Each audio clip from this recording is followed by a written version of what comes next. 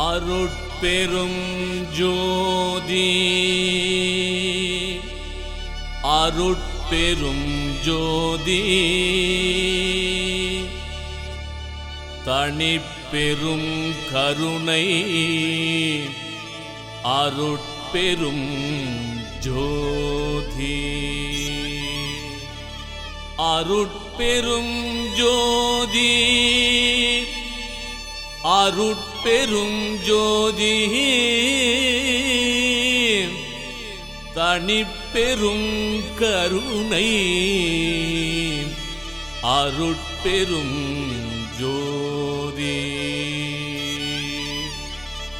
அருட்பெரும் ஜோதி அருட்பெரும் ஜோதி தனிப்பெரும் கருணை அருட்பெரும் ஜோதி.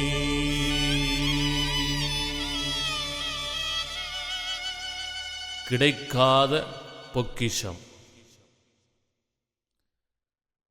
உலகிலே எத்தனையோ உயிரினங்கள் இருந்த பொழுதும் எல்லா இன்பங்களையும் இந்த உலகிலே காணும்படியான பொருள்களிலிருந்து பெற்று இறைவன் படைத்த அனைத்தையும் உணர்ந்து அவற்றையெல்லாம் அனுபவித்து அதனின் மேல்படியாக முடிந்த நிலையாகிய இறை இன்பத்தையும் மனிதன் பெற வேண்டும் என்பதற்காகத்தான் எல்லாம் வல்ல தனிப்பெரும் கருணையைக் கொண்ட அருட்பெரும் ஜோதி ஆண்டவராகிய சிவபெருமான் இந்த மனித தேகத்தை நமக்கு கொடுத்திருக்கின்றார். நாம் உலகிலே எந்த பொருளையுமே அது விலை மதிக்க முடியாத பொருளாக இருந்த பொழுதும் அதற்கு தகுந்த பொருளையோ அல்லது அதிகமான பொருளையோ கொடுத்து அதை நாம் விலைக்கு வாங்கிவிடலாம். இதை போன்றே உலகிலே கிடைத்த பொருள்களை கூட அல்லது கிடைக்காத பொருள்களையும் கூட எந்த விதமான ஒரு உபாயத்தின் மூலமாக நமக்கு உரிமை உள்ளதாகவோ அல்லது வாங்கக்கூடியதாகவோ மாற்றிக்கொள்ளலாம். அதாவது உலகிலே நாம் காணும்படியான எந்த பொருளையோ எந்த விஷயங்களையோ ஏதாவது ஒரு உபாயத்தின் மூலமாக பெற்று இன்பத்தை அடைந்து விடலாம். ஆனால் அவை எல்லாமே முடிவிலே அழிந்து போகக்கூடிய பொருள்கள் என்பது மட்டும் நிச்சயம். ஆனால் உலகிலே இப்படி அழியக்கூடிய எல்லா பொருட்களையுமே நாம் பெற்று அதுவே இன்ப வாழ்க்கை என்று வாழ்ந்து கொண்டிருக்கின்ற பொழுது மரணம் வந்து இவனை யமன் கொண்டு போனதற்கு பின்பாக அந்த உடல் போய்விட்டதென்றால், உடலை விட்டு உயிர் பிரிந்து விட்டதென்றால் அதை மீண்டும் அவனால் எதை கொடுத்தாலும் திரும்ப வாங்க முடியாது. ஆகவே இந்த உடம்பானது ஜீவன் இருக்கின்ற பொழுது இதற்குள்ளேயே சிவனைக் கண்டு நாம் சவம் ஆகுவதற்கு முன்பாக ஜீவனாக இருக்கின்ற நாம் எல்லாமல்ல திருவருட்கிருபையினாலும் குருவருட்கடாட்சத்தினாலும் இந்த ஜீவனை சிவமாக்கி சவம் ஆகாது காப்பாற்றி கொள்ள வேண்டும். இதுவே உலகிலே கிடைத்தற்கு அரியதான மனிதர் ஒவ்வொருவருக்கும் கிடைக்க வேண்டிய அரிய பொக்கிஷமாகும். ஆனால் இந்த உலகிலே எல்லாமல்ல தனிப்பெரும் கருணை கடவுளை உண்மையாக தெரிந்து கொள்ள, உணர்ந்து கொள்ள, அறிந்து கொள்ள, அனுபவிப்பதற்கு தடையாக இந்த உலகிலே இருப்பதுதான் அதற்கு பெயர்தான் மலம் என்று பெயர். மலம் என்றால் இறைவனுடைய திருவருட்கருணையை அடைவதற்கோ அல்லது இறைவனை உணர்ந்து கொள்வதற்கு எது தடையாக இருக்கிறதோ அது மலம். எப்படியெல்லாம் இந்த மலம் மனிதனை ஆட்டுவிக்கின்றது? இவன் உணர்ச்சியிலே ஆணவம், கண்மம், மாயை என்ற மும்மலங்கள் இவனை கட்டுவித்திருக்கின்றது. ஆனால் இந்த உடலோ ஒரு முழு மலக்கூடாக இருக்கின்றது. மனிதனுடைய வயிற்றிலே பார்க்கின்ற பொழுது மலமும் மூத்திரமும் மலமாக இருக்கிறது. மூக்கிலோ சளி ஆனது மலமாக இருக்கிறது. கண்ணில் பீழை மலமாக இருக்கின்றது. இவனுடைய காதிலோ குறும்பி மலமாக இருக்கிறது. இவனுடைய வாயில் பார்க்கின்ற பொழுது எச்சிலும் ஊத்தையும் மலமாக இருக்கின்றது. உடலிலே வியர்வை உண்டாகி அழுக்கு, இப்படியே 9 வாசலிலும் மலம் மலம் மலம். இதன் வசப்பட்ட மனிதன் இறந்து விடுகின்றான். ஆனால் குருவருட்கடாட்சத்தினாலே 10வது வாசல் என்கின்ற அந்த திருச்சிற்றம்பலமாகி சிதம்பரத்தின் வாசலை திறந்து கொண்டு 10வது வாசலை கைவல்யமாக்கி உணர்ந்து கொண்டால் இந்த மலமெல்லாம் எப்படி பகலவனாகிய சூரியனை கண்டவுடன் பனி மறைகின்றதோ, சூரிய வெளிச்சத்தை கண்டவுடன் எப்படி இருள் தன்னால் நீங்குகிறதோ, அதுபோல் எல்லா மலமும் நீங்கி இவனை சுத்த தேகமாக்கி, இவனை சிரஞ்சீவியாக்கி, நல் மனிதனாக்கி, என்றென்றும் இன்பமாய், அருள்மயமாய், பொருள்மயமாய், ஆனந்தமாய், சத்து சித்து ஆனந்த நிலைகளை கண்டு அதன் மேல் இருக்கும்படியான அரிய நிலைகளையும் பெற்று இன்புறலாம். ஆனால் இவனுடைய மாயை விடுகின்றதா? பட்டினத்தார் நன்றாக உரைப்பது போல் ஒரு கேள்வியை பாடலாக கேட்கின்றார். நாரும் உடம்பை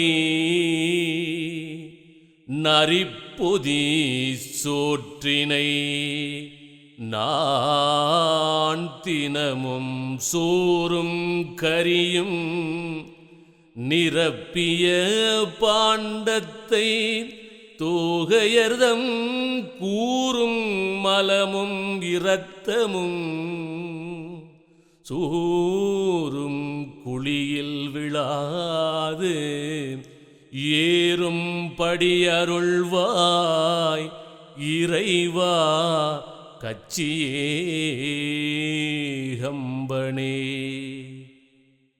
இந்த மலத்தின் வழியாகச் சென்று அழிந்து விடாமல் அவன் அருளால் அவன் தாழ் வணங்கி என்பதைப் போல் இறைவனுடைய கருணை வேண்டும் இந்த சிரஞ்சீவி நிலையை அடைவதற்காக.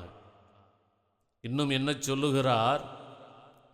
பொன்னை நினைந்து வெகுவாய் தேடுவார், பூவை அன்னால் தன்னை நினைந்து வெகுவாய் உருகுவார், தாரணியில் உன்னை நினைத்து இங்கு உன்னை பூஜியாத உளுத்தரை எல்லாம் என்னே இருந்து கண்டாய் இறைவா இறைவா இறைவா கச்சியேகம்பனே.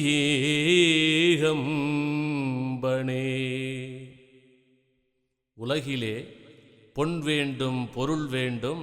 அந்த பொருள் சேர்ந்ததற்கு பின்பாக ஆணாக இருக்கின்ற பொழுது பெண்ணின் மீதும், பெண்ணாக இருக்கின்ற பொழுது ஆணின் மீதும் ஆசைப்பட்டு அவன் அவளுடைய அன்பிற்காகவும் அல்லது அவள் அவனுடைய அன்பிற்காகவும் மாறி மாறி அதற்காகவே உருகி உருகி காலமெல்லாம் அழிந்து இறந்து விடுவான்.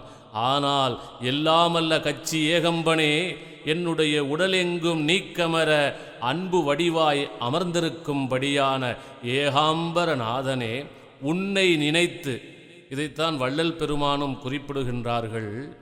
இறைவனுடைய தனிப்பெரும் கருணையானது அளவினிற் சொல்ல முடியாதது.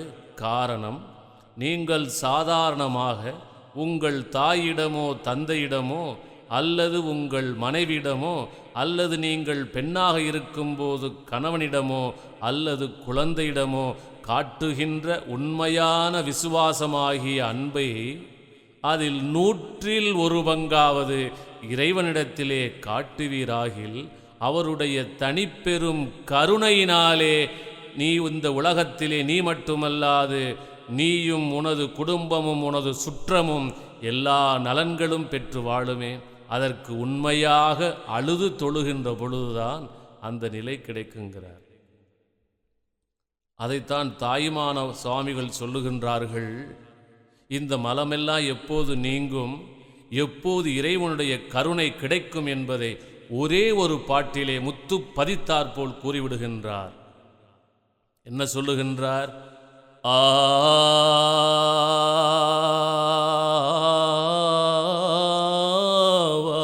என்று அழுது தொழும் கையராகி அப்பனே ஆனந்த அடிகளே, அப்பனே ஆனந்த அடிகளே, நீ வா வா வா வா என்பவர்க்கு அருளும் கருணை எந்தாய், வன்னெஞ்சம் உடையவர்க்கு இறங்குவது எவ்வாறு நீயே. உன்னிடத்திலே உண்மையான அன்பினோடு நீ அழுதால் இறைவன் நீ தேடுகின்ற பொழுதெல்லாம் அறிந்து கொள்ள முடியாத உன்னுடைய புலன்களுக்கும் உன்னுடைய வாக்கிற்கும் உன்னுடைய மனதிற்கும் ஏன் உன்னுடைய ஜீவனிற்கும் எட்டாத புரியாத அரிய பெரிய பொருளாக இருக்கும்படியான ஆண்டவனுடைய திருவருட்கருணை உண்மையாக நீ அந்த ஆண்டவனை அழுது தொழுதால் நீ இருக்குமிடம் தேடி வந்து உனக்கு அருளுவார். ஆனால் இறைவன் படைத்திருக்கும்படியான இந்த உலகத்திலே சோதனையும் துன்பமுமே நிறைந்து காணப்படுகின்றது. இது இறைவனுடைய திருவிளையாட்டிலே அதுவும் ஒன்று. அதற்கு பெயர்தான் தடுத்து ஆட்கொள்ளுதல். இதை வள்ளல் பெருமான் மிக அழகாக இருவரியிலேயே அகவலிலே குறிப்பிடுகின்றார்கள். ஏன் கடவுள் மனிதனுக்கு துன்பத்தை கொடுக்கிறான்? கடவுளை நோக்கி வணங்குகின்றவனுக்கு ஏன் இடர்களை கொடுக்கிறான்? அவனை தடுத்து ஆட்கொண்டு நல்ல வழிகளிலே செல்வதற்காக, நல்ல வழியை காட்டுவதற்காக. என்ன சொல்லுகின்றார்? துன்பளித்து ஆங்கே இன்பளித்து உயிர்களை அன்புறக் காத்தருளும் அருட்பெரும் ஜோதி. நீ அந்த இறைவனுக்கு உரிமை உடையவன் ஆகிவிட்டால், உண்மையாக அழுது தொழுது உணர்ந்து கொண்டால் அப்பொழுது என்ன ஆகும்? அதையும் அங்கே குறிப்பிடுகின்றார். எச்சோதனைகளும் இயற்றாது எனக்கே அச்சோ என்று அருளிய அருட்பெரும் ஜோதி. அந்த இரண்டு நிலையும் இதுவும் இறைவனுடைய திருவிளையாட்டு. ஆனால் இறைவனை நினைந்து அழுகுவதற்கு, தொழுவதற்கு வெட்கப்படுகின்ற, கூசுகின்ற அல்லது அந்த நினைவே இல்லாத மனிதன் பிறக்கும் போதே எப்படி பிறந்திருக்கிறான்? பிறக்கும் போதே அழுது கொண்டே பிறக்கிறான். மனிதன் பிறக்கும் போதே துன்பத்தோடு அழுது கொண்ட பிறந்த மனிதன் ஒரு வயது ஆகின்றது. அப்படி ஆகின்ற பொழுதும் சாக்கடையிலே விழுகிறான். அப்பொழுதும் அம்மான் அழுகிறான், தேடுகிறான். சந்தனத்தை எல்லாம் மேலே பூசிக்கொண்டு அப்பொழுதும் அழுகிறான். ஒரு கொசு கடிக்கும் பொழுது அப்பொழுதும் அழுகிறான். யாரும் இல்லாமல் தனியாக இருக்கிற பொழுது அப்பொழுதும் அழுகிறான். அல்லது கூட்டமாக நிறைய பேர் பார்த்த பொழுதும் அழுகிறான். இப்படியே எதற்கு எடுத்தாலும் அவனுக்கு அழுகை அழுகை அழுகை. அது மட்டுமா? சரி, கொஞ்சம் வளருகிறான். அந்த வளர்ந்த உடனே அப்பொழுதாவது அழுகை நீங்குகின்றதா? நீங்கவில்லை. காரணம், குழந்தை பருவத்திலே அறியாது மலத்திலே புரளுகின்றான். பால பருவத்திலே இன்னும் சிறிது வளர்ந்தவுடனே புழுதியிலே உழல்கின்றான். ஆனால் வாலிப வயதிலோ காமச்சேற்றில் மூழ்கியே விழுகின்றான். அவன் வாழ்க்கையே அழுகை அழுகை அழுகை. இதைத்தான் ஒரு நண்பர் குறிப்பிட்டார் பாடலிலே. பிறந்து வந்த இடத்தையே விரும்பி தேடுது, கறந்து வளர்ந்த இடத்தையே கண்கள் நாடுது. பிறந்து வந்த இடத்தையே விரும்பி தேடுது, கறந்து வளர்ந்த இடத்தையே கண்கள் நாடுது. துறந்து போன முனிவன் கூட ஞானம் கெட்டது. ஒருவன் கூட மீதி இல்லை காதல் நினைவிலே. உலகத்தில் நீ காதல் கொள்ளுகிறாயே, இறைவனிடத்தில் அந்த காதல் உனக்கு இருக்கிறதா? இல்லை. ஏன்? 3 ஆசை கொண்ட மனிதன் முனிவனாவதில்லை. முற்றும் துறந்த மனிதனுக்கு சொந்த பந்தம் இல்லை. 3 ஆசை கொண்ட மனிதன் முனிவனாவதில்லை. முற்றும் துறந்த மனிதனுக்கு சொந்த பந்தமில்லை. கள்ளம் கபடம் உள்ளவனுக்கு கடவுள் கூட இல்லை. கருணையில்லா மனிதனுக்கு இரக்கம் என்பதில்லை. தன்னைத்தானே தன்னானா தன தன்னன தன்னானா. மனித ஆசையிலே ஆட்டம் போடுகிறாயே, உன்னுடைய மனைவியோ சுற்றமோ எல்லாம் உன் கூட இருக்கு நினைக்கிறாயே. இருக்கும்போதும் மனிதன் உனக்கு உதவவில்லை, நீ இறக்கும்போதும் யாரும் உனக்கு உதவப் போவதில்லை. என்ன சொல்லுகிறார்? ஆசை என்னும் உறவினிலே ஆட்டம் தொடங்குது. ஆசை என்னும் உறவினிலே ஆட்டம் தொடங்குது. 1000 நாட்டம் கொண்டு அடக்கமாகுது. குடுவிட்டு போகும்போது கூட்டம் சேருது. பல குற்றம் செய்து மனித உள்ளம் வாழ நினைக்குது. தன்னே தானே தன்னானா தன தன்னன தன்னானா. எப்படிப்பட்ட தவறாவது செய்து இந்த உலகத்திலே ஏமாற்றி பிழைக்க வேண்டும் என்று நினைக்கிறான். ஆனால் யமன் கொண்டு போய் விடுகிறான். ஆகவே இந்த வழியிலே நீ போய் உலகத்திற்காக அழுகின்ற மனிதனே, நீ இறந்த பொழுதும் கூட எல்லாரும் என்ன நினைப்பான்? இவன் எப்படா சாவா நினைத்திருப்பான். ஆனால் அப்பொழுது கூட மற்றவருக்காக உனக்காக அழுவதைப் போல் நடிப்பான். சிந்தித்து பார் மனிதா. இறைவனை நோக்கி உண்மையான அன்பினோடு நீ அழுதாள், அந்த அழுகையே மெய் உணர்வே உன்னுடைய அகக்குண்டலியாகிய சுத்த அக்கினியை மேலேற்றி மூலாக்கினியை ஞானாக்கினியோடு சேர்த்து சர்வ வல்லமைகளையும் உனக்கு கொடுத்து இந்த உலகிலே நீ விரும்பும்படியான அனைத்து நல்லவைகளையும் உனக்கு வழங்கி உன்னை பொருள் நிறைந்தவனாய் அருளாளனாய் ஆக்கி சிரஞ்சீவியாகவும் வாழ வைக்கவே. அதற்காக நீ என்ன செய்ய வேண்டும்? இந்த உலகின் மீதும் உன் உறவின் மீதும் காட்டுகின்ற அன்பிலே 1000 1 பங்கு காட்டு. உன்னுடைய ஒரு ஜான் வயிற்றுக்காக 8 மணி நேரம் நாய் போல் நரி போல் ஏமாற்றியெல்லாம் உழைத்து எப்படியாவது பொருளை சேர்க்க வேண்டும் என்று நினைக்கிறாயே, ஒரு அரை மணி நேரம் 30 நிமிஷம் இதற்காக செலவிடு.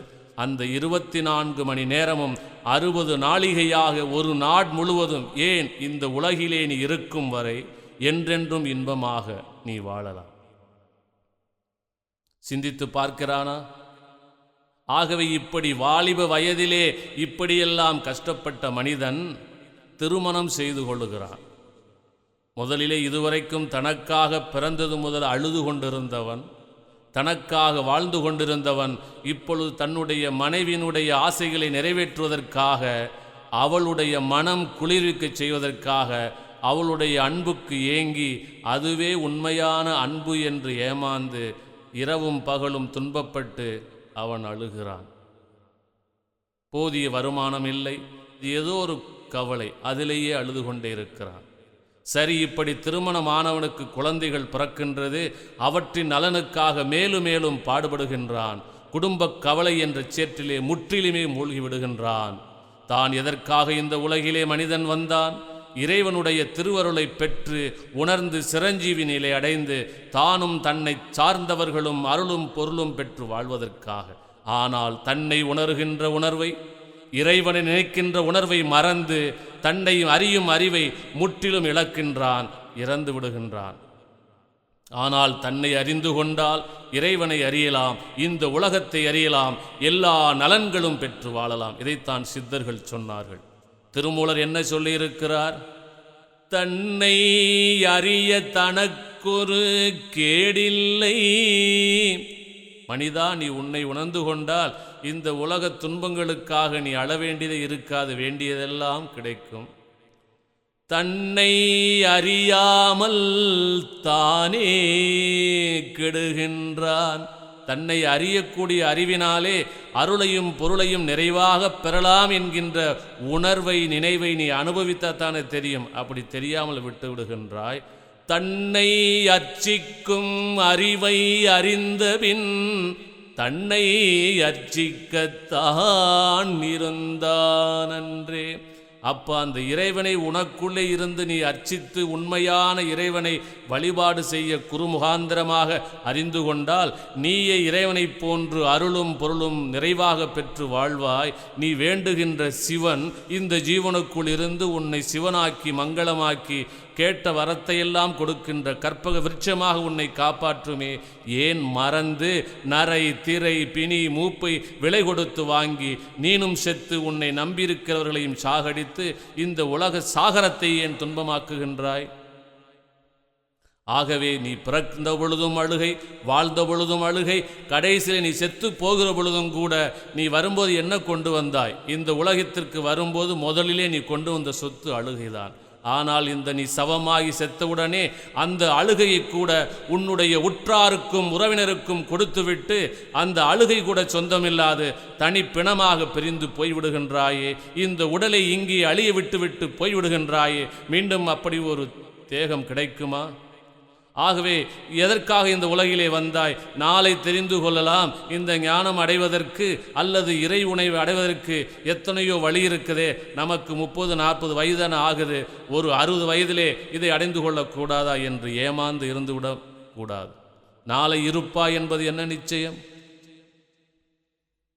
ஆகவே இதை அறிந்து கொள்ளுவதற்கு நாளை என்று தள்ளி போடாதே. வள்ளல் பெருமான் அழகாக சொல்லுகின்றார். இன்று வருமோ நாளைக்கே வருமோ அல்லது மற்று என்று வருமோ அறியேன் என் கோவே துன்றுமல வெம்மாயையற்று வெளிக்குள் வெளி கடந்து சும்மா இருக்கும் சுகம். ஆகவே தினசரி தேடிக்கொண்டிருக்கிற பொழுதுதான் அந்த நிலை கிடைக்கும்.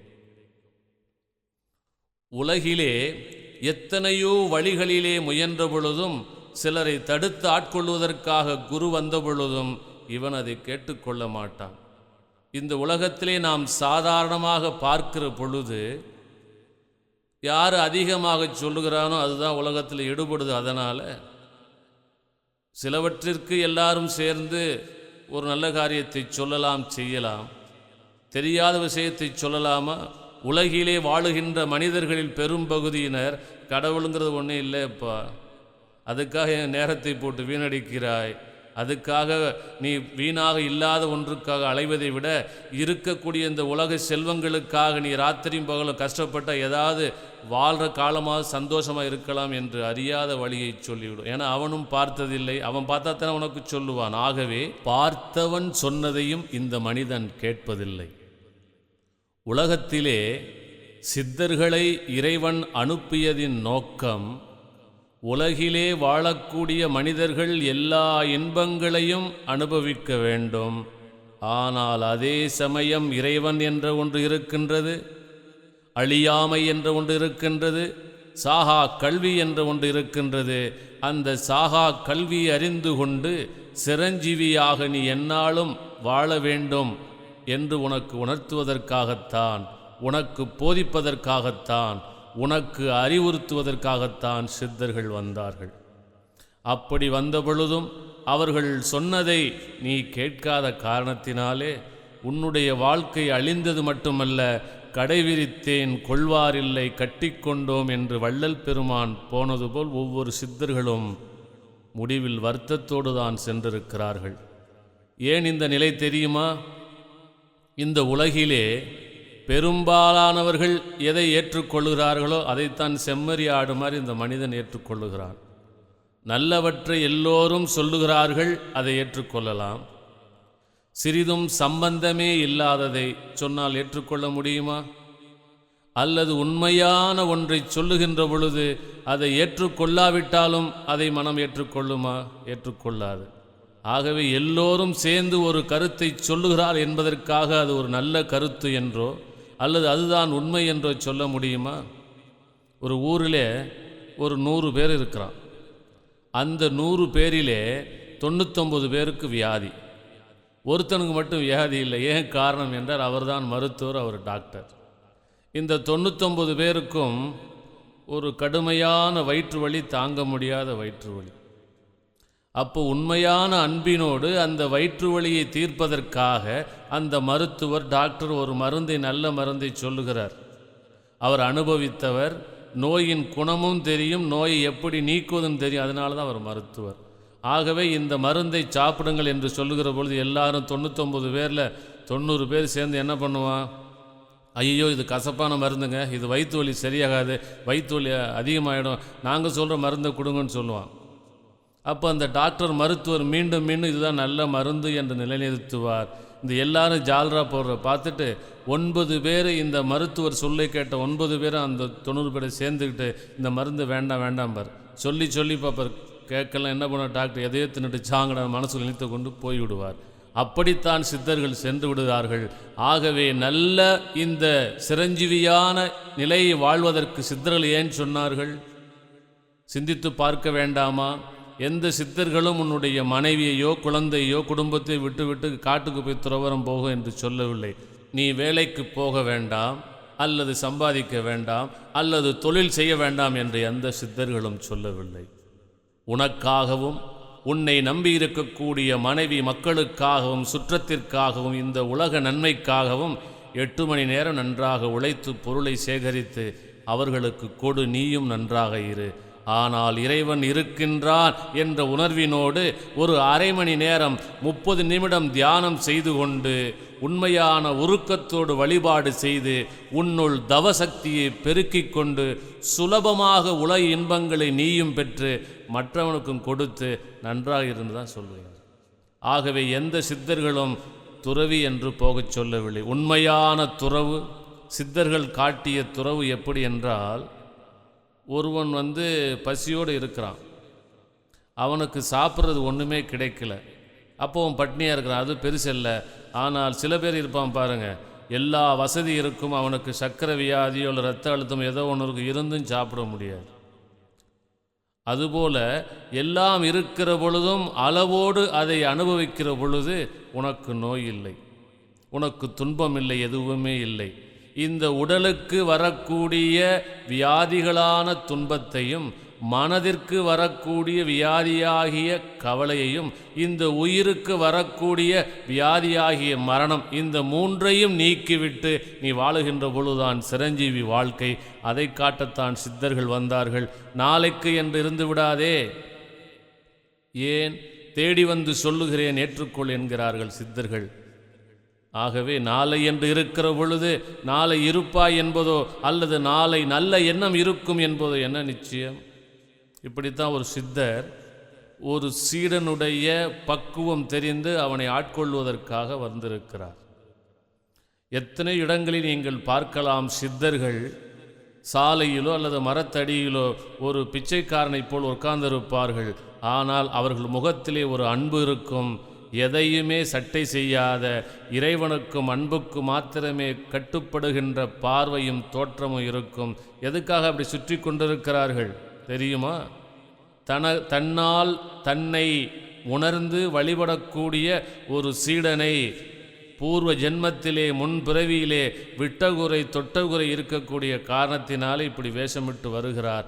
ஆனால் மனிதன் வேஷம் போட்டுக்கொண்டு உள்ளே காம கோப குரோதத்தை வைத்துக்கொண்டு நல்லவன் போல வேஷம் போடுறதுனால தன்னை அறியாமல் குருவையும் அறியாமல் விட்டுவிடுகிறான். இதைத்தான் புஜண்டர் ஒரு பாட்டிலே கூறியிருக்கிறார். கண்டு கண்டு விட்டவர்கள் அனந்தம் கோடி, காணாமல் விட்டவர்கள் அனந்தம் கோடி, தொண்டு செய்து கண்டவர்கள் அனந்தம் கோடி, தொல்லை என்று விட்டவர்கள் அனந்தம் கோடி. தன்னையும் உணர்ந்திருப்பான், குருவையும் உணர்ந்திருப்பான், விதிவசத்தில் தெரிந்து விட்டுருவான். அட நமக்கு ஏன்டா எத்தனையோ வேலை இருக்குது, தியானமாவது குருவாது போன்னு சொல்லிட்டு தன்னையும் உணராது குருவையும் உணராது விட்டவன் எத்தனையோ பேர். அது ஏண்டா தொல்லை என்று விட்டவன் அனந்தம்பேர். ஆனால் உண்மையான தொண்டு உள்ளத்தோடு உருகி இறைவனை நெகிழ்ந்து பாடுகிற பொழுதுதான் உனக்கு அமைந்த குருவினாலும் நன்மை கிடைக்கும். அப்படித்தான் இந்த உலகத்திலே ஒரு சித்தர் தன்னுடைய சீடனை தேடி வருகின்றார், ஆட்கொள்ள வருகின்றார். பல குருவை தேடி தேடி பார்க்கிறான், அவனுக்கு அமையவில்லை. இந்த உலக வாழ்க்கையே மாயை என்ற ஒரு எண்ணத்திலே அந்த சீடன் இருக்கிறான், அந்த மனிதன் இருக்கிறான். அப்பொழுது இவருக்கு எல்லா உபதேசத்தையும் அடிப்படை உபதேசங்களை கொடுக்கிறார்.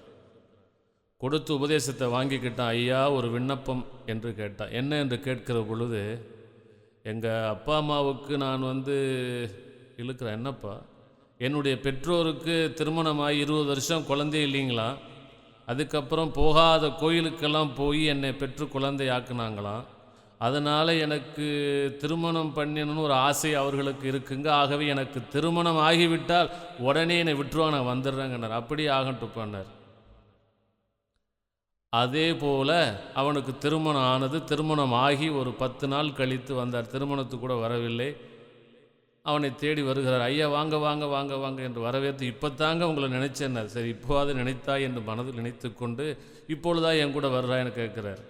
இல்லைங்க திரும்பி சொல்லுகிறார். என்ன என்று கேட்கிற பொழுது அவங்க என்ன சொல்ல, என்ற இப்போ தானே திருமணம் ஆச்சுப்பா, ஆக உனக்கு ஒரு புள்ளையோ புட்டியோ புழுவோ பூச்சி ஏதோ ஒன்று உண்டாயிடுச்சுன்னா அந்த குழந்தை பிறந்துடும். அந்த குழந்தை உண்டாயிடுச்சுன்னா அந்த சந்தோஷத்தில் உன் மனைவி நாங்கள் இருந்துரும், ஒரு வாரிசாச்சு, நீ எக்கட கெட்டு போன விட்டுருவோம்.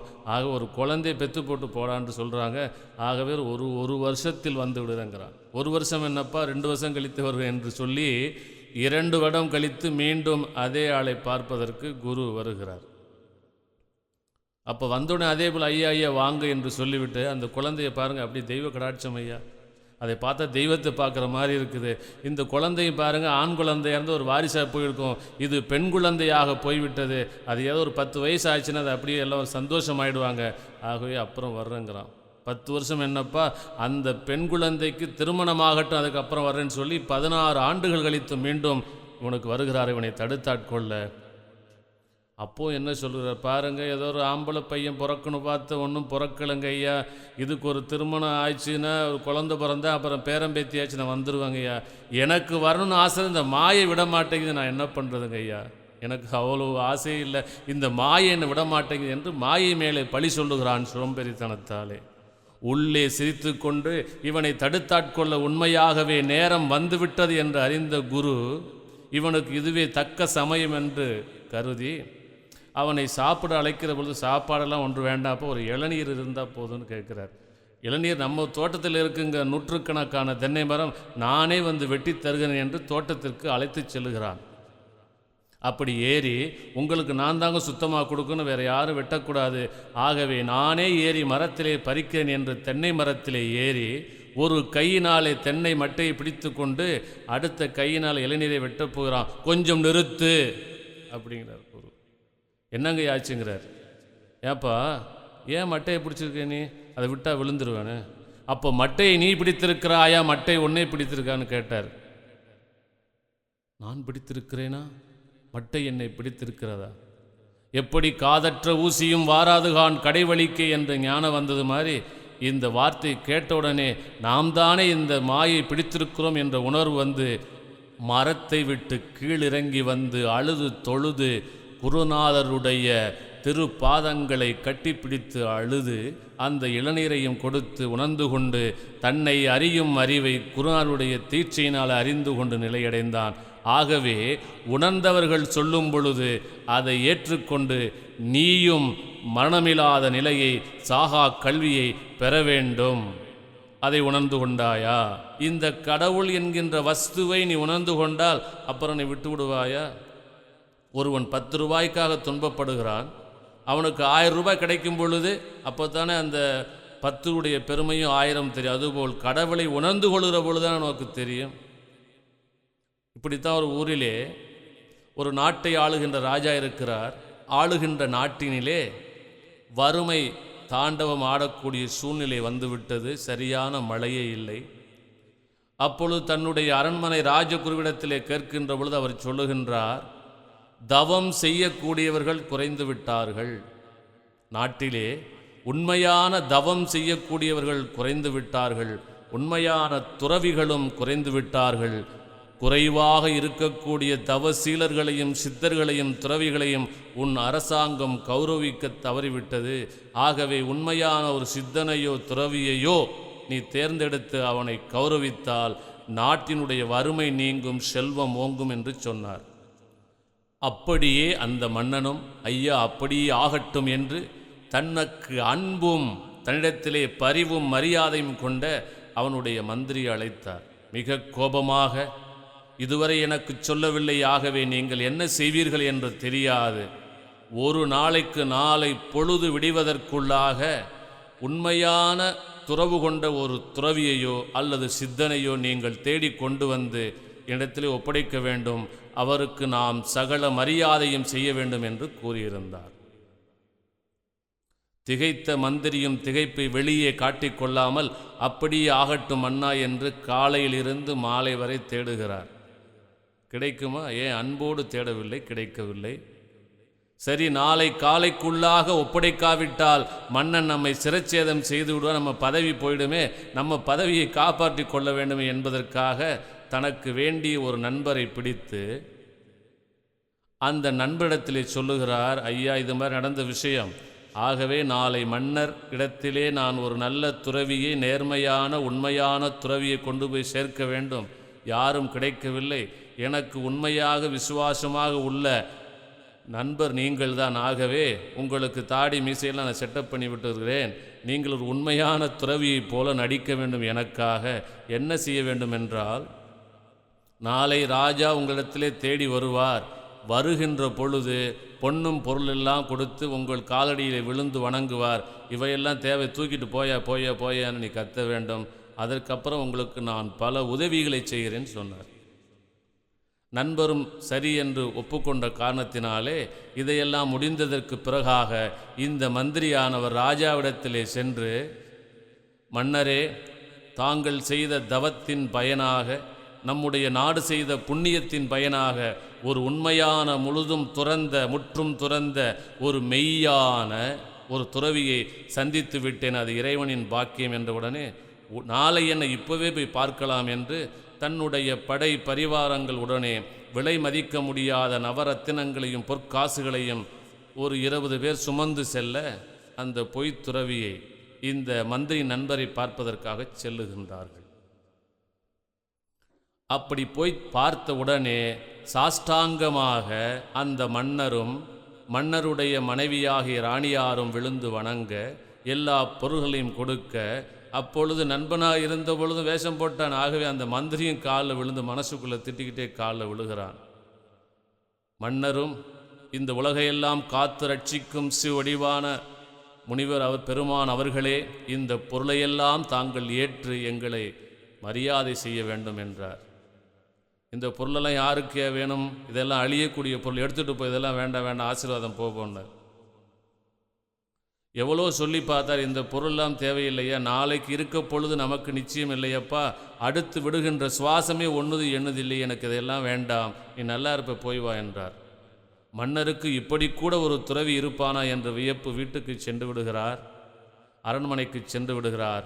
அன்று இரவிலே மிகுந்த பொருளை எடுத்துக்கொண்டு நன்றி சொல்வதற்காக துறவியாக வேடமிட்டவரை பார்த்து நன்றி சொல்ல அந்த மந்திரி வந்து, அன்பு மிகுந்த நண்பரே, என்னை காப்பாற்றி விட்டீர், ஆக இதற்கு நான் எந்த வெகுமானம் கொடுக்க முடியாது, இந்த பொருளையெல்லாம் எடுத்துக்கொள்ளுங்கள் என்று நவரத்தினங்களையும் பொற்குவியலையும் கொடுத்தார். அப்பொழுது அந்த வேடமிட்ட துறவி சொன்ன, இதெல்லாம் யாருக்கு வேணும்னார். இதெல்லாம் யாருக்கு வேணும், எடுத்துகிட்டு போ, சீச்சி இதெல்லாம் வேண்டான்னார். திரும்பி இந்த மந்திரி சொல்லுகிறார், வேஷம் முடிஞ்சு போச்சப்பா, வேஷத்தை கலைச்சிக்கோ, நீ இதெல்லாம் எடுத்துக்கொண்டார். ஐயா இதெல்லாம் வேண்டாம், இதெல்லாம் பொய் பொருளையான்னார். என்னப்பா என்கிட்ட நடிக்கிறேன்னு கேட்டார். நடிக்கவில்லையப்பா, ஒரே ஒரு நிமிடம் நான் வேடம் போட்டதற்கே நீயும் மன்னனும் மனைவியும் இந்த படை பரிவாரங்களும் பொய்யான எனக்கு வேடமிட்ட எனக்கே இவ்வளவு மரியாதை கிடைக்குதென்றால், உண்மையான துறவியாக இருந்தால் எனக்கு என்ன மரியாதை கிடைக்கும்? இந்த உலகிற்கு எவ்வளவு பெருமை இருக்கும். ஆகவே உண்மையிலே நான் துறவியாகிவிட்டேன், இதை எடுத்துச் செல்லுங்கள் என்றார். அதுபோல் சிவவேடமிட்டால் பூர்வஜன்ம புண்ணியத்தினாலே நீ முயலுகின்ற பொழுது இந்த உலகத்திலே பலவிதமான துன்பங்களும் இன்பங்களும் வரும். அவற்றையெல்லாம் பொருட்படுத்தாது தவறு செய்வது மனித இயல்பு. இந்த தவறுகளையெல்லாம் மன்னிக்க வேண்டும் என்று இறைவனிடத்திலே வேண்டி வள்ளல் பெருமான் சொல்லுகிறார். பேயினும் பெரியேன் செய்த பிழைகளுக்கோ எல்லை இல்லை, ஆயினும் பொறுத்து ஆட்கொண்டாய் அம்பலத்து அரசே எந்தன் தாயினும் இனிய உந்தன் திருவருள் கருணை தன்னை நாயினும் நலிந்தேன் எந்த நலம் அறிந்து உரைப்பேன். எவ்வளவு அழகாக சொல்லியிருக்கிறார். இப்படி உரிமையாக இறைவனிடத்திலே நாம் கேட்கின்ற பொழுது நம்முடைய பிழைகளையெல்லாம், குற்றங்களையெல்லாம், பாவங்களையெல்லாம் பொறுத்து இறைவன் மன்னித்து நம்மை சிரஞ்சீவியாக ஆக்கக்கூடிய, வழிகாட்டக்கூடிய ஒரு குருவை அந்த இறைவனே நமக்கு அனுப்பி வைப்பார். உலகிலே கிடைக்கக்கூடிய இன்பங்களே பெரிது என்று நினைக்கின்றீர்களே, அவையெல்லாம் பெரிது அல்ல. அதைவிட பெரிய பொருள் ஒன்று இருக்கின்றது என்பதை அறிந்து கொள்ளுங்கள் என்று சாதாரணமாக உலக லௌகீக வாழ்க்கையிலே வாழக்கூடிய மனிதர்களுக்கும் சொல்லி, அல்லது தியான நெறியும் வேண்டும் என்று முயன்று அந்த உண்மையான தியான நெறியை, உண்மையான சாகாத கல்வியை, உண்மையாக இறைவனை அறியக்கூடிய வழியை விட்டுவிட்டு வேறு வழியெல்லாம் சென்று ஏமாறுகின்றீர்களே, நீங்கள் சீக்கிரம் நல்வழிக்கு வர வேண்டாமா என்று ஒரு பாடலிலே குறிப்பிடுகின்றார்.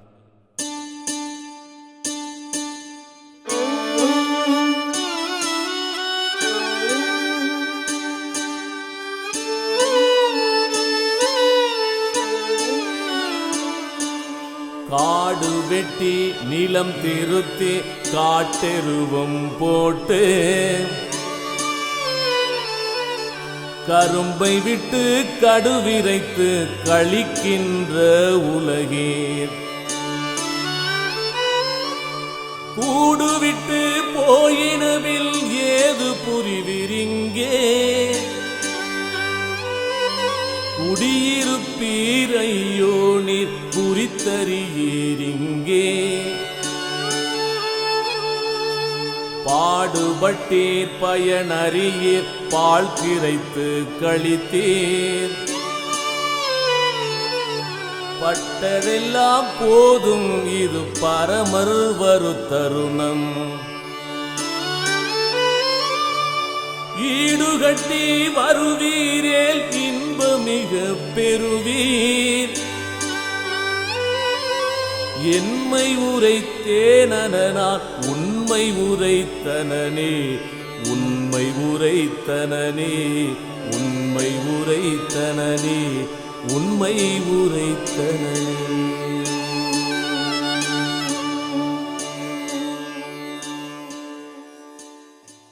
என்ன சொல்கிறார் என்றால், உலக மக்கள் இருக்கின்றார்களே, அவர்கள் உள்ளத்திலெல்லாம் பேராசையும் கோபமும் காமமும் குரோதமும் காடு போல மண்டியிருக்கின்றது. தியான நெறியிலே செல்லக்கூடியவர்கள் இவையெல்லாம் நீங்க வேண்டும், நல்வழி வேண்டும் வேண்டும் என்று இறைவனை வேண்ட இந்த காடாகிய கோபமும் காமமும் குரோதமும் அழிந்து அந்த நிலமாகிய மனத்தை செம்மையாக திருத்தி இன்னும் நன்றாக அங்கே அன்பும் அருளும் வளர வேண்டும் என்பதற்காக நல்ல மந்திரங்களை ஜெபித்து இறைவனை நோக்கி வழிபட்டு கரும்பு ஆகிய ஞானக் கல்வியை பயிர்விப்பதற்கு பதிலாக அறியாத தியான வழியிலே சென்று கடுவிரைத்து அதுவே உண்மை என்று ஏமாந்து விடுகின்றீர்களே. ஆகவே நீங்கள் சாகும் பொழுது இவையெல்லாம் உங்களுக்கு துணை வருமா? கூடுவிட்டு போய்விட்டால் நீங்கள் அதுக்கப்புறம் என்ன செய்வீர்கள்?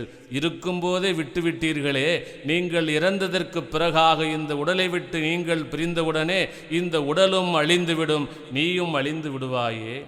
ஆகவே குடியிருப்பீர நினைக்கிற பொழுது இந்த உடலிலே குடியிருக்கின்றீர்களே, அதற்கு அறிந்து கொண்டீர்களே, இந்த இறைவனை குறித்து அறிந்து உருக்கத்தினால் நெகிழ்ச்சியினால் குருபுரானை சரணடைந்து மெய்யான சாகா கல்வியை அடையாமல் துன்புறுகின்றீர்களே, உலகிலே வாழுகின்ற தன்னுடைய சுற்றத்தார்க்கும் குடும்பத்தார்க்காகவும் பாடுபட்டீர்களே, இந்த ஞான வழியை அடைய வேண்டும் என்ற ஆர்வத்தோடு நீங்கள் பாடுபட்டீர்களே, ஆனால் உண்மையான சாகா கல்வி தியானத்தை அறிந்து கொள்ளாத காரணத்தினாலே பயன் அறியாமல் பயிருக்கு நாம் தண்ணீர் பாய்ச்சுகிறோம் என்று புல்லுக்கு பாய்ச்சியது போல, களைக்கு பாய்ச்சியது போல தவறான தியான வழியிலே செல்கின்றீர்களே.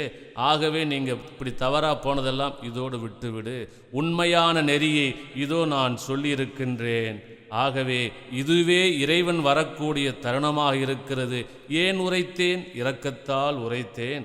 ஆகவே உண்மையான அன்போடு ஈடுகட்டி வருவீரேல் இன்பமெல்லாம் மிக மிக நீங்கள் நினைத்ததை விட கோடிப்பங்கு செல்வமும் அருளும் பொருளும் நிறைவாக பெறலாம். எதனால் உரைத்தேன்? நான் உண்மையை சொல்லியிருக்கின்றேன். என்மை உரைத்தேன், பொய்யெல்லாம் சொல்லவில்லை, உண்மை உரைத்தேன் என்று சொல்லியிருக்கிறார்.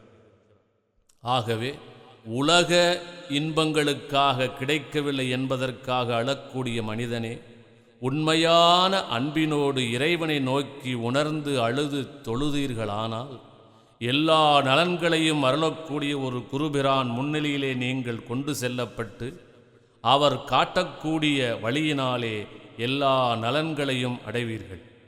ஆகவே இந்த மெய்யான பொக்கிஷத்தை அடைவதற்கு இந்த முதல் படியை இங்கே தொடங்குகிறேன். இது ரகசியமானது. இந்த ரகசிய தியான யோக ரகசியத்திற்கு திறவுகோல் என்று அமைகின்றது. நம்முடைய உடலிலே வெளியே பார்க்கின்ற பொழுது 5 வித புலன்களும் செயல்படுகின்றன. இந்த கண் பார்க்கக்கூடிய உணர்வை தவிர மற்ற புலன்கள் எல்லாம் ஒரு சப்தம் கேட்டதுக்கு அப்புறம்தான் காது அதில் போய் பதியும். ஒரு நல்ல வாசனை தோன்றியதுக்கு அப்புறம்தான் மூக்கு அங்கே போகின்றது.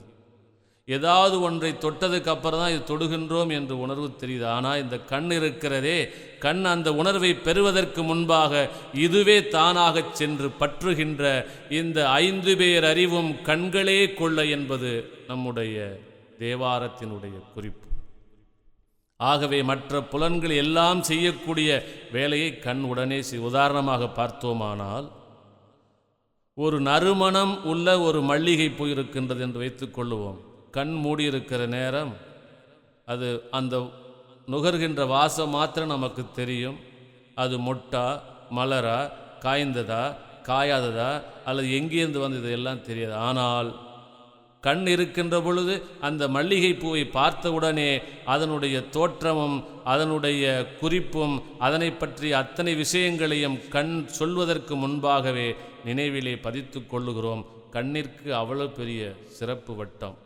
காக்கபுஜுண்டர் ஞானம் என்பதிலே காரப்பா நரம்பென்ற விழுதுவட்டம் கபாலத்தில் முக்கூராய் சுழுமுனையாச்சு ஆரப்பா இரு கண்ணில் ஒளியதாகி அண்டமெல்லாம் ஏகமாய் தெரியலாச்சு. இந்த அண்டமும் பிண்டமும் இரண்டையும் உணர்ந்து கொண்டு, பஞ்சபூதங்களை உணர்ந்து கொண்டு, அதனுடைய ஒவ்வொரு கூட்டு சேர்க்கையும் பிரிவையும் உணர்ந்து கொண்டு, இந்த உலகிலே இன்பமாய் இந்த அகத்திலும் புறத்திலும் இன்பமாய் வாழுகின்ற புறப்புறம் புறம் அகப்புறம் அகம் என்ற 4 நிலைகளிலும் தியான யோகத்தில் மட்டுமல்லாது வாழக்கூடிய வாழ்நாள் முழுவதும் இன்பமாக வாழ்வதற்கு இந்த வழியை தரக்கூடிய ஆரம்ப நிலை பயிற்சி தான் கண். உலகிலே இருந்த பெரிய பெரிய சித்தர்களும் மகான்களும் ஞானிகளும் எப்படி மக்களை நல்வழிக்கு வசியப்படுத்தினார்கள், எப்படி நிறைவான செல்வங்களை எல்லாம் பெற்றுக்கொண்டார்கள், இந்த கண்தான். வள்ளல் பெருமானும் கதிர் நலம் எண்ணிரு கண்களில் கொடுத்தே அதிசயம் இயற்றனும் அருட்பெருஞ்சோதினார். சாதாரண மந்திரவாதியிலிருந்து யோகியும் சித்தரும் முனிவர்களும் அதையும் கடந்த இறை நிலையாளர்களும் தன்னுடைய கண் சக்தியை முதலிலே வசியப்படுத்தி கொண்டு கண்ணிலே ஒளி சக்தியும் இறை சக்தியையும் மந்திர சக்தியும் பெற்றுக்கொண்டுதான் மேல் மேல் நிலைகளை எல்லாம் அடைந்தார்கள். ஆனால் இதுவே முடிவா? கிடையாது. ஆரம்ப நிலை. இந்த ஆரம்ப நிலை அல்லாமல் முடிவான இறைநிலையும் அடைய முடியாது. அதற்குத்தான் வள்ளல் பெருமான் எல்லாவற்றையும் கடந்தவர். ஜாதி விட்டு சமய விட்டு இந்த உலக ஆச்சாரங்களை விட்டவர் கூட என்ன சொன்னார்? ஐயா, இறைவன் வரக்கூடிய தருணமாக இருக்கின்றது.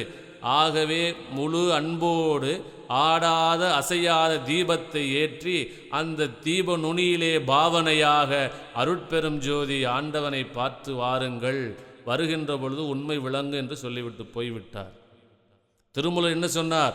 உற்றுற்று பார்க்க ஒளிவிடும் மந்திரம் பற்றுக்கு பற்றாய் பரமன் இருக்கும் இடம்னார்.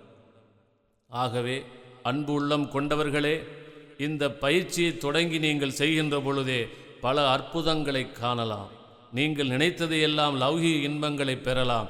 ஆனால் அவை மட்டும் சதம் நிச்சயம் என்று ஏமாந்து விடாது இறைநிலைக்கு ஏறுவதற்கான யோகஞான பயிற்சியும் நெகிழ்ச்சியும் கொண்டு கொள்ளுங்கள்.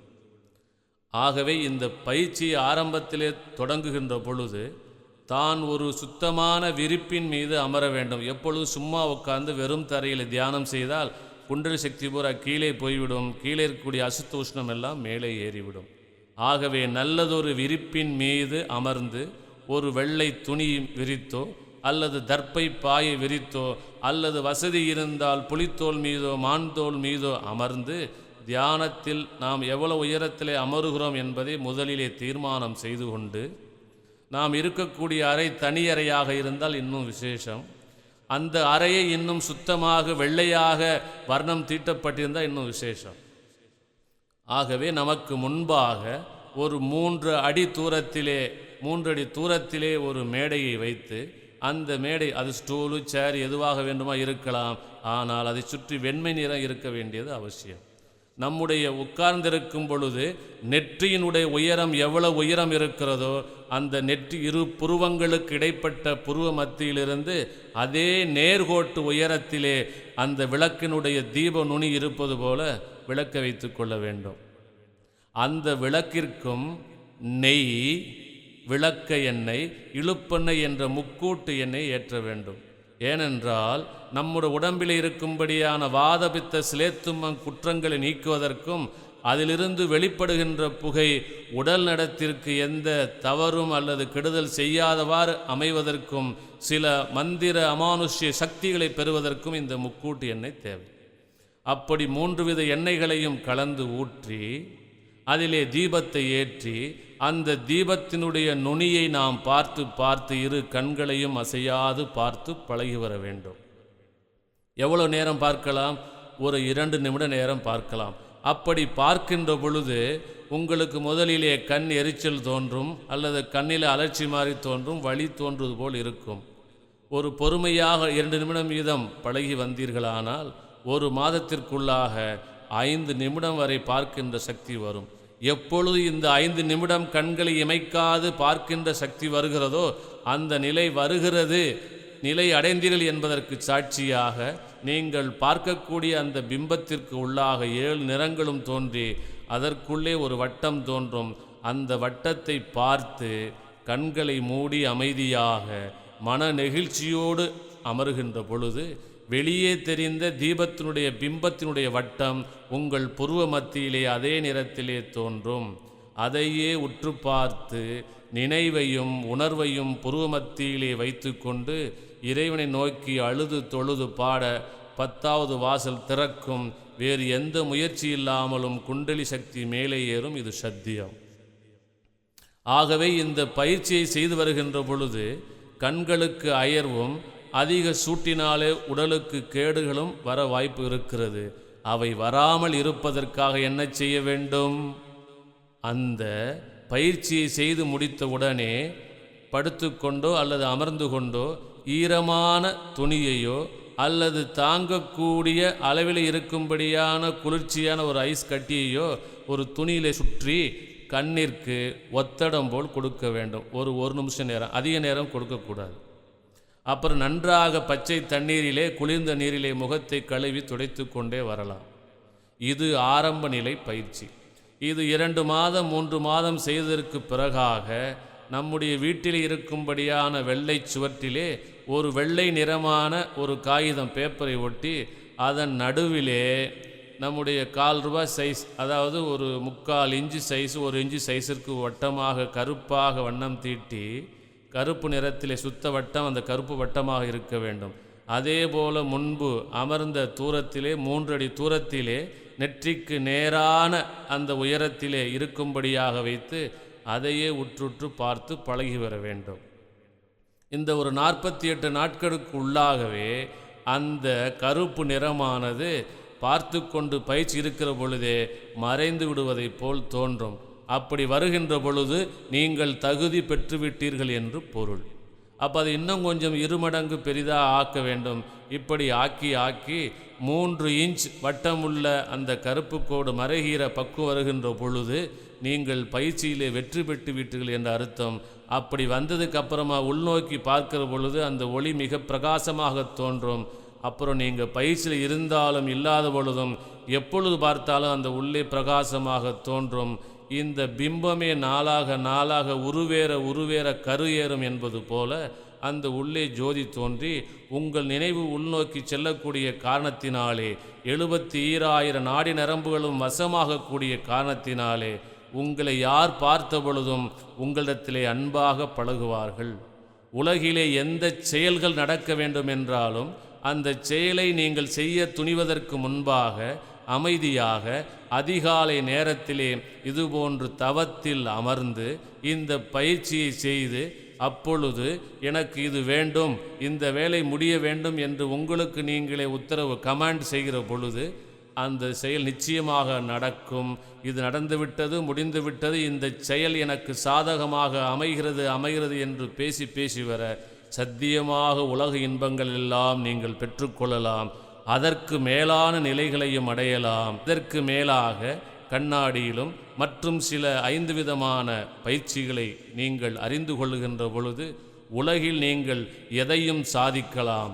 ஆனால் அப்படி சாதனையாளர் ஆவதற்கு முன்பாக நீங்கள் எல்லோரையும் தன்னை போல் எவ்வுயிரையும் தம்முயிர் போல் எண்ணுகின்ற ஒத்து உரிமை உடையவராயிருக்கின்ற மனிதநேயம் கொண்டவராக இருத்தல் வேண்டும்.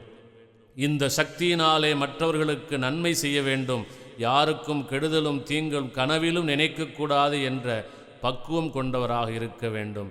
ஆகவே குருவானவர் உங்களை பரிசோதித்து மேற்கொண்ட பயிற்சிகளையும் வழங்கி எல்லா இன்பங்களையும் நீங்கள் அடையலாம். ஆகவே அப்படிப்பட்ட பயிற்சி அடைவதற்கு உண்மையான அன்போடு என்னிடத்திலே வாருங்கள். எல்லாமல்ல திருவருள் கிருபையினாலே அருளும் பொருளும் நிறைவாக பெற்று நித்திய வாழ்க்கையாய் சிரஞ்சீவி வாழ்க்கையாய் குபேரனாய் கோடீஸ்வரனாய் இறைவனாய் சிவனாய் பெருமாளாய் எம்பெருமான் முருகனாய் வாழக்கூடிய நல் வழியை சித்தர்கள் அருளாலே உங்களுக்கு வழங்குகின்றேன் என்று ஆசீர்வதிக்கின்றேன்.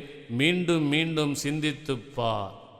இந்த உலகிற்காக நீ பாடுபடுகின்ற நேரம் 8 மணி நேரம், இந்த வயிற்று பிழைப்புக்காக குறைந்தது 8 மணி நேரம் வேலை செய்கின்றாயே. நேரமில்லை எனக்கு தியானம் செய்ய ஆசையாகத்தான் இருக்கு ஐயா சுவாமி, ஆனால் நேரம் இல்லை என்று சோம்பேறித்தனத்தினாலே மல மூட்டையிலே மாட்டிக்கொண்ட நீ உன்னை நீனே சமாதானம் செய்து கொண்டு இறந்து விடுகிறாய். இறந்து போகாமல் உன்னை காப்பாற்றி நல்வழிகாட்டவே நான் வந்திருக்கிறேன். உனக்கு கொடுப்பதற்கு அருள் வழங்குவதற்கு இறைவனுடைய திருவருட் கருணையினாலே தயாராகவே இருக்கின்றேன். நீயும் அன்போடு என்னோடு வா, அறிவும் அருளும் பொருளும் நிறைவாக பெறுவாய். அப்படி நீ பெற்று இன்புறுவதற்கு எல்லா சித்தர்களும் எம்பெருமானாகி சிவபெருமான் அருட்பெரும் ஜோதி ஆண்டவர் உனக்கு அருள்வாராக.